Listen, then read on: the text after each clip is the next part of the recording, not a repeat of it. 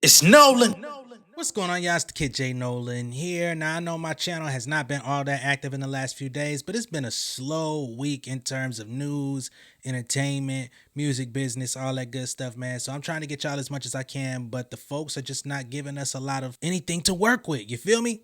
Now, what we do have is Megan Thee Stallion coming out and doing an interview, and she talked about the prospect of her working with Cardi B on a potential EP and tour. Let's get into what she had to say, because this is pretty interesting to me. In a new interview with Complex, promoting her new Flamin' Hot University initiative with Doritos, where she has Flamin' Hot Doritos and Flamin' Hot Cheetos out there. Salute to the endorsements, getting them checks. Megan says, I literally think that's the route we're going in terms of doing an EP with Cardi B. I've done 2 songs for her, and now I feel like I'm in a space where I know exactly what songs I want her to do for me. So we're really building a little EP already. We're gonna have enough music that we need to go on tour together. Me and Cardi B going out together would be so amazing. We are already so cool, and I feel like we got similar fans. So if she wanted to do a little EP, I would definitely be so down to do that. But we are making enough music to already have that. Very interesting. So she went ahead and just let the cat out the bag that there is a potential EP on the way. And I think, honestly, this might be a good look for both of them, to be honest, because Cardi has been hesitant on dropping this album, right? It's been 5 years. People are waiting. She's only been dropping collabs with other people, whether that be collabs on her own songs or hopping on other people's records. Megan Thee Stallion's last 2-3 projects have not been up to the code of what people expected from Megan Thee Stallion, those that were fans of her early on in her career, those first few projects. The quality of her music has been diminishing, so you might want to put both of them together in the studio, create a little something, a little compilation, 5-6 tracks, hold the people over while they continue to work on their sound, develop what it is that they're trying to do, get a tour going that would be actually very dope, very lucrative, and remove some of the pressure from both of them. All they got to do is remember the verses to these new records, then go out and perform the stuff that they already got out. Sounds like a win-win to me. As with all things industry related, these are always tough to make happen. So it's not a guarantee that that's going to happen because they're both signed to 2 separate labels, different management. Megan Thee Stallion has been going back and forth with her label, 1501. They've been trying to restrict her from releasing music. They don't want to let her out of the contract. She's basically stating that everything that she submitted to them has fulfilled her contract, but they are holding on for dear life because they don't want to get rid of their cash cow, and everybody else on the label has decided to leave as well.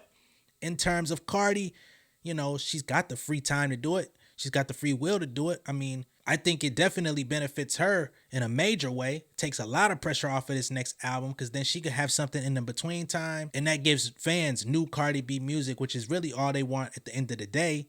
So it's definitely a dub. But like I said, with those conflicting labels, you just never know who's going to sign off on it, who's going to clear it. A potential tour together that's going to make hella bread. So we're just going to have to sit back and see how that thing plays out, right? As far as the collaborations that we already have from Megan Thee Stallion and Cardi B, WAP was a freaking international hit. It was everywhere. It introduced a new slang on all of the social media. Little kids was trying to figure out what WAP is. They were trying to repurpose it in the schools. The video did numbers. Frank Ski and all them old heads from back in the days got a big ass check, fat check off of the sample. Everything was good. They came with bongos a couple weeks ago.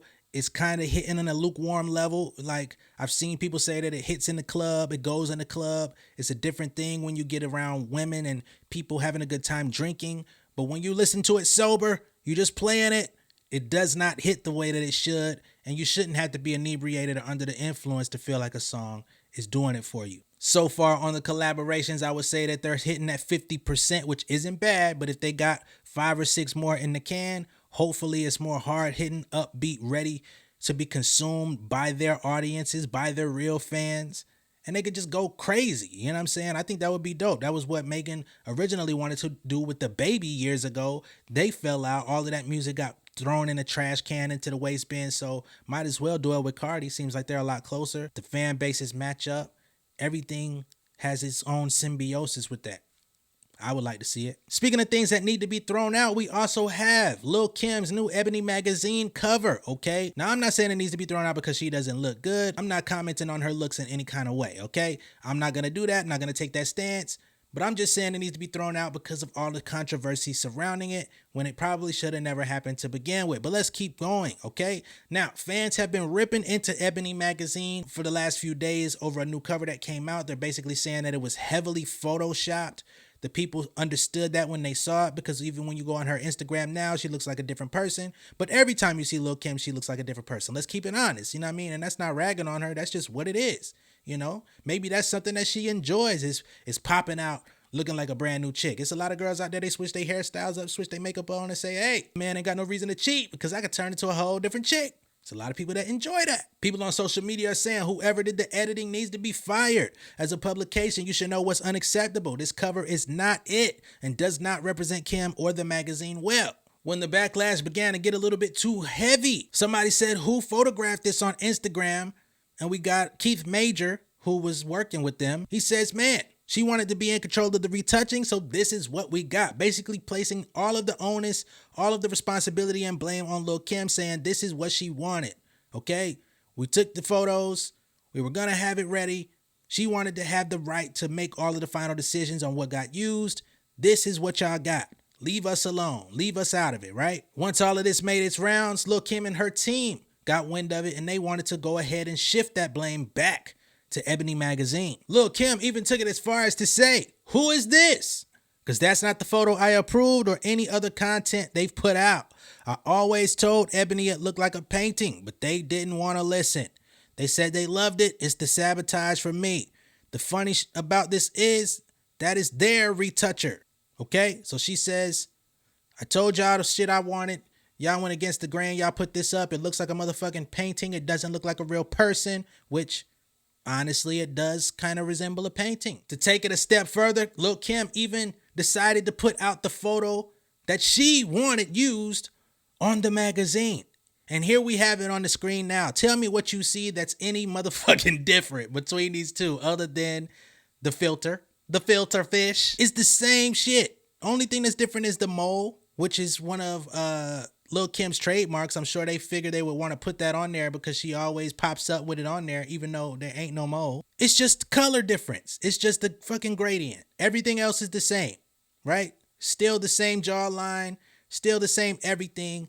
It's just one looks a little golden. The other one looks a little bit duller. You know what I'm saying? It's the same photo. Really didn't prove too much, okay? I'm just keeping honest with y'all. This is not to disparage Lil Kim. I'm not saying anything, commenting on her in a negative way. I'm just saying, where's the difference? Either one of these photos get thrown on that motherfucking cover, the public gonna say the same shit because it's not how she look on Instagram. That's all I'm saying. Now, Lil Kim, you know, I'm sure she's at least happy to be free. She's got the autonomy. She could choose the photo that she wants. Somebody who can't is Tory Lanez, okay? He has no control over how the public gets to see him, what photos come out of him anymore. It's going crazy. He's now been sentenced to 10 years. He actually got shipped over to the prison. He's begun doing his sentencing. He tried to file a motion for appeal. It was denied. He will indeed be serving 10 years in prison in Los Angeles. His latest mugshot has come online and the people are in a frenzy about it, okay? Let's go ahead and just put this up on the screen, on the Summer Jam screen for y'all so you can see that the toupee is now lifting, okay? He's been in jail. I don't even know how they let him in there. I mean, his lawyer must have said, hey, it's glued on. Please don't rip it off his shit. Please don't make him wash the thing off. It will come off automatically. But damn, you see the white shit, like I could have swore this nigga had gotten implants. That was the word, that he had gotten hair implants that made his shit grow. When he popped out with waves and shit looking like Fab or somebody up top, you know what I mean? The word was he had the implants. He had DJ Envy considering going and getting the shit. That's not the implants, my G. That is a piece. And a piece of the piece is trying to make peace and go peace. You feel what I'm saying? I'm not one to comment on people's appearance like that on this channel, man. I tried not to, but that shit look brazy, cuz. That shit is wild, man. Wash that shit out, bro. Prison showers get real hot, man. Just make sure you cover when you gotta go in there, man. Get that shit up off you, bro. Go back to the baldy. And when you get out, stick with the baldy. Go Onyx on him. You had your biggest hits. Your most success came with the baldy, my G.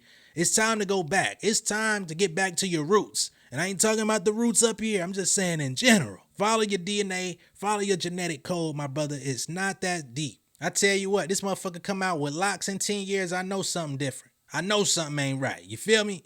That's all I got for y'all tonight in this industry breakdown, man. Like I said, slow news week. Not enough going on in the music industry to really break down anything on a technical level. You feel what I'm saying? But yo, let me know what y'all think down below in the comments. Be sure to like and share this video. If this is your first time seeing me on YouTube, go ahead and subscribe to the channel. Hit the post notification bell for all updates, and I'll see y'all on the next one, all right? Much love and respect, y'all. Peace!